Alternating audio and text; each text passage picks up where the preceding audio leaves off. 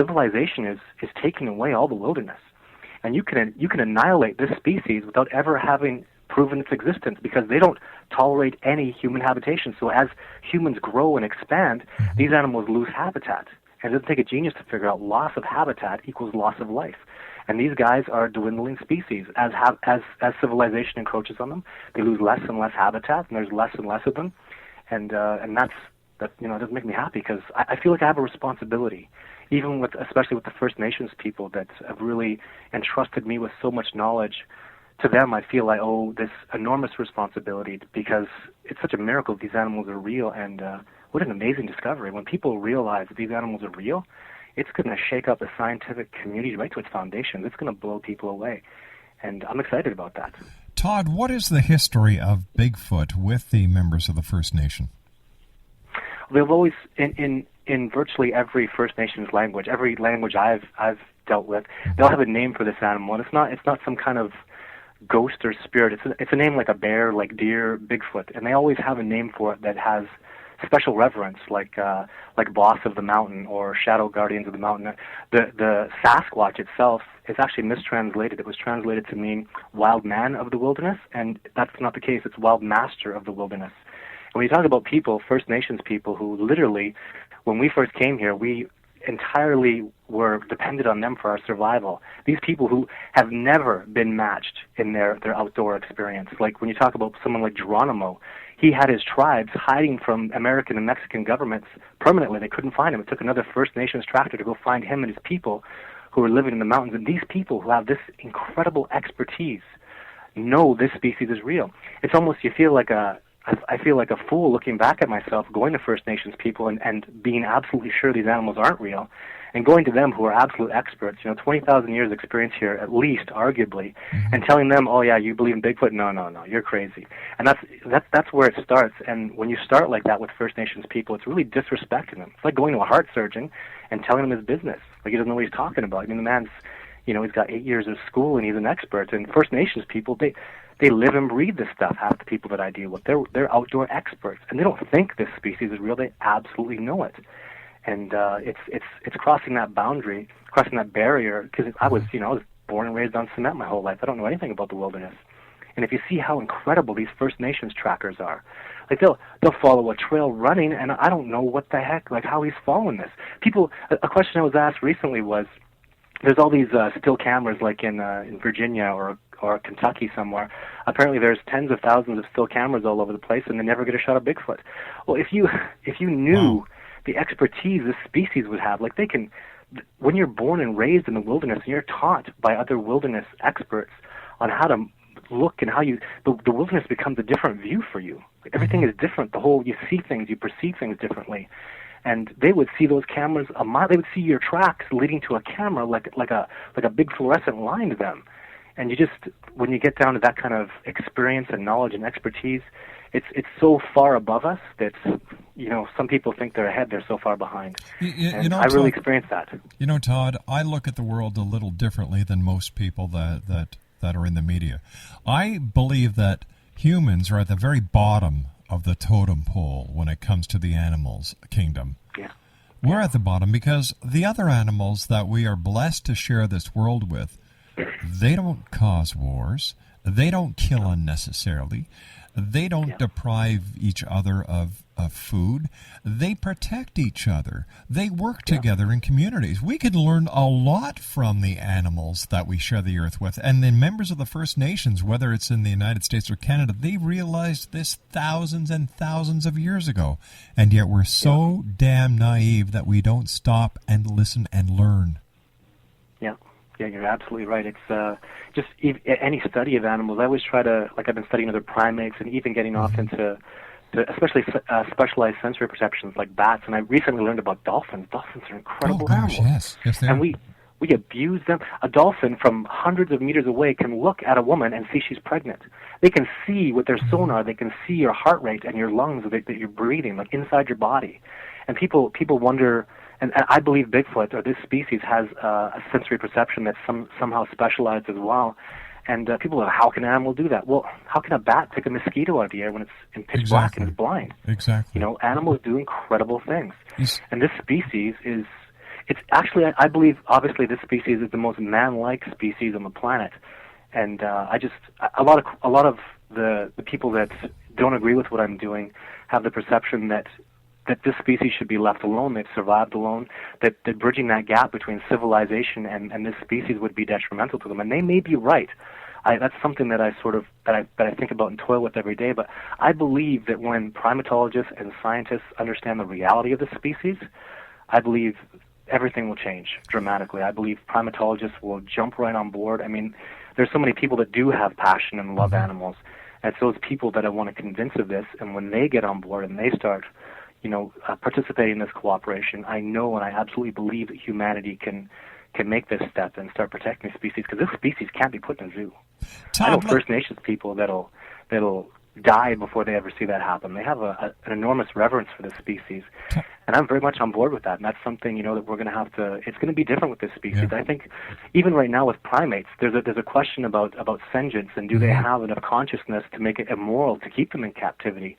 And I absolutely know that this species does have enough of that sentience where it qualifies to fall into that category to be inhumane to put it in zoos. I don't know, Todd. I don't agree with zoos. I never have. I never will. I don't believe animals should be penned up. And is it possible, Todd, that Bigfoot is the missing link that science has been looking for so long? I don't support that at all. I believe that they've evolved separately. I believe they have their own, because there's so many things unique about them. When you've seen the really, really good footprints. Hey, Todd, you and I have to take a commercial break with the news. I want to thank you so much for coming on, and once again, congratulations on the great work that you've done and that you're still doing to protect Bigfoot. Todd Standing's our special guest, X-Zone Nation. Visit his website, www.sylvanic.com, www.sylvanic.com. Todd and I will be back on the other side of this news break as the X-Zone continues from our studios in Hamilton, Ontario, Canada, right here on the X-Zone Broadcast Network and the Talkstar Radio Network. By the way, the iTunes are back up and running. So there you go, X-Zone Nation. You brought it to our attention. We moved, we acted, we rectified, we fixed, and everything's back to normal. I'll be back on the other side of this break. Don't go away.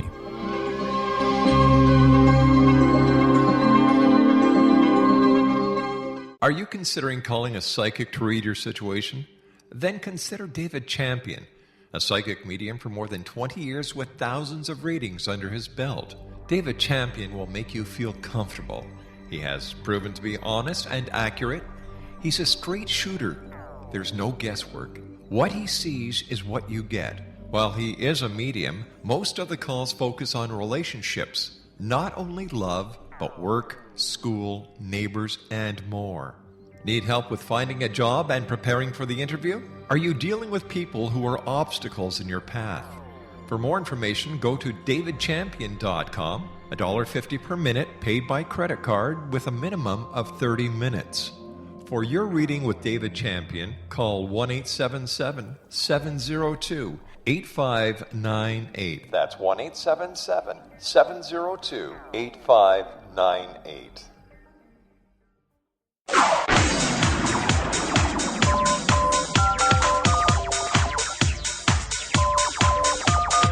Now you can dial in to listen to the X-Zone Radio Show from anywhere in the world with Rob McConnell 24/7, 365 by dialing 213-401-0080. That's 213-401-0080. If you have a mobile phone or landline, the X-Zone Radio Show with Rob McConnell is now at your beck and call at 213-401-0080. That's 213-401-0080, 24/7, 365.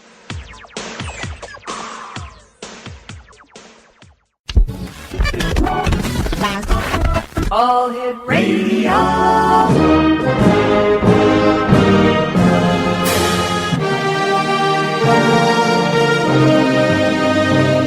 Welcome to the X-Zone, a place where fact is fiction and fiction is reality. Now, here's your host, Rob McConnell.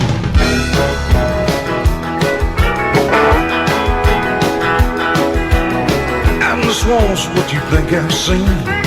Something strange, you know. Sasquatch sitting on the cypress knee, and he was talking to Moccasin Joe. Where the party they gonna have? Out in the St. John Swamps.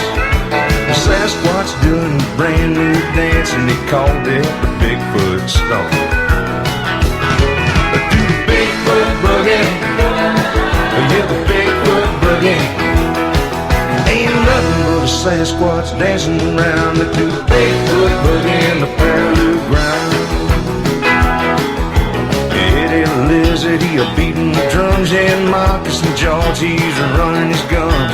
Stan the Snake, he's a playing the bass, and he's a... Welcome back, everyone. Todd Standing is my special guest. We're talking about Bigfoot this hour. And I'd just like to read you a release that came out a while ago. It's from Todd, a Sylvanic Bigfoot press release. The United States government is called upon to vote on the issue of species protection for Bigfoot. The group of independent researchers that had their petition for species protection certified and tabled before the House of Commons in Canada is now following through with the same work in the United States. Canadian citizen Todd Standing and his team have chosen United States Congressman Earl Blumenauer of Oregon to present our species protection petition to Congress. Our petition in Canada was a tremendous success in that it allowed us to make the appropriate connections with the branch of government that is responsible for the implementation of species protection. Because of this preemptive work, the moment we have an intact body for this branch of government to examine, we will have our species protection. And the release goes on to say it has been decided to go forth with the next stage of species protection because we have definitively discovered a new habitat permanently inhabited by species commonly referred to as Bigfoot. This habitat is completely uncompromised and unknown to anyone outside of our research group. Our ongoing study of this habitat began in August of 2009. The first priority of our observations is to discover an intact, recently deceased body that has expired due to natural causes without disturbing the group of animals that reside there. This body will be used to establish legal protection and recognition of the species throughout Canada and the United States. Consequently, wildlife and forestry officers will be required to take action. With our help, other Bigfoot habitats across the continent will be identified and protected. Todd Standing is our special guest, X-Zone Nation. Hats off to Todd for the great work that he's doing with his group. His website is www.sylvanic.com, sylvanic.com. Now, because of the work that you're doing in Canada and the United States, once the Bigfoot is recognized and protected under Canadian law, I would imagine, Todd, and correct me if I'm wrong, that other countries around the world where Bigfoot inhabits will automatically follow suit, and won't the United Nations also get involved at that point? I would hope so. I know China is on board immediately. In fact, I think China has already taken precautionary measures to that effect. When I played my documentary in Calgary a couple years ago, I had some professors from Beijing University come and meet with me and show me about even it's in the public archives on Wikipedia, Langchun, China, where the first ever Bigfoot domicile was discovered back in the 60s, and they'll talk all about it, where they found teeth from Gigantopithecus, which is, I believe, the same species, and they're the experts, they're the Gigano experts, and that's the Yeti there. Years ago, they actually financed me for a couple of years, and what they were looking for was they were waiting for me to have definitive DNA from Bigfoot because they wanted to cross-reference that with the Yeti DNA and prove that they're a related species. But apparently they got that DNA from somebody in Ontario, actually, because I know they were collaborating with the two of us, and they got back to me and said, we've got everything we need. Good luck, and we'll help you out with any way you can. And when your species protection and recognition comes through, we'll be right there with you. But they've got everything they need from somebody, and I don't know what discovery was made in Ontario. I met with those gentlemen a couple years ago, too, in Edmonton when I had my documentary here. But they were very quiet about with what they had, the knowledge that they had, and everything they were doing, and they just, they again said they supported me, but I don't even know how to contact them. So, and hats off to them for all the work they're doing, whatever it is, but and all the success they've had. But there are people out there that know. There are people out there that are doing work and really getting places with it. And I think China is at the forefront. There's been so much DNA and significant evidence that's come out of China. It's been in a dozen documentaries, and they know their stuff. I think they're the Gigantopithecus experts, and I believe the government's